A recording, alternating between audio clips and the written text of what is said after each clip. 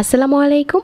আটা দিয়ে বানানো যায় এরকম একটা নাস্তার রেসিপি আজকে শেয়ার করছি, যেটা সকাল বা বিকেলের জন্য বানাতে পারেন, আবার চাইলে বাচ্চাদের টিফিনের জন্য বানাতে পারেন।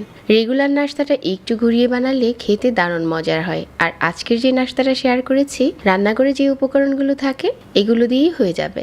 প্রথমে আমি এখানে 1.5 কাপ আটা গুলে নিচ্ছি। আমি প্যাকেটে সাদা আটা নিয়েছি, তবে আপনারা এই রেসিপিতে ময়দাও নিতে পারেন। তারপর এখানে দিয়ে দিচ্ছি স্বাদ মতো লবণ, 1 টেবিল চামচ দিয়ে দিচ্ছি রান্নার রেগুলার তেল। আটার সাথে তেলটা ভালো করে মিশিয়ে নিচ্ছি। কুসুম গরম পানি দিয়ে একটা সফট গুলা করে নিচ্ছি। এখানে আপনি কুসুম গরম পানি দিলে এই ডোটা অনেক তাড়াতাড়ি নরম হয়ে আসবে। তারপর এখান থেকে ছোট ছোট রুটি বানিয়ে নিচ্ছি।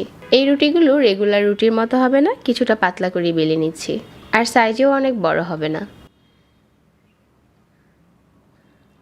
তারপর প্রথমে এপাশ ওপাশ করে রুটিগুলো হালকা ভেজে নিচ্ছি।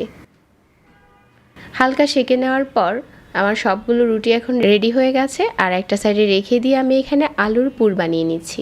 2 টেবিল চামচ রান্নার তেল আর হাফ চা চামচ দিয়ে দিচ্ছি আস্ত জিরা। 2টার মতো পেঁয়াজ কুচি দিয়ে দিচ্ছি, একটু ছোট করে কুচি করেছি। তেলের সাথে পেঁয়াজটা ভেজে কিছুটা নরম করে নিয়েছি।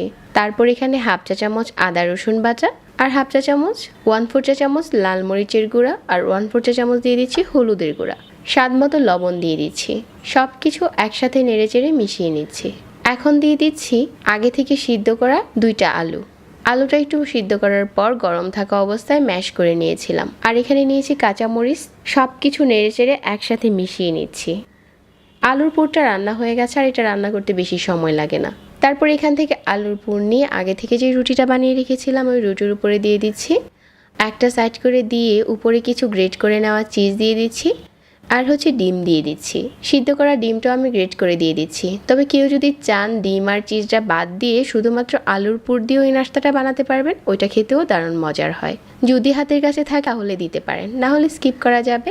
সবগুলো যখন একইভাবে বানানো হয়ে গেছে, তারপর চুলায় তাওয়াতে মিডিয়াম আঁচে তেল গরম করে নিচ্ছি। আর এখানে 3টার মতো করে দিয়ে এপাশ ওপাশ করে ভেজে নিচ্ছি।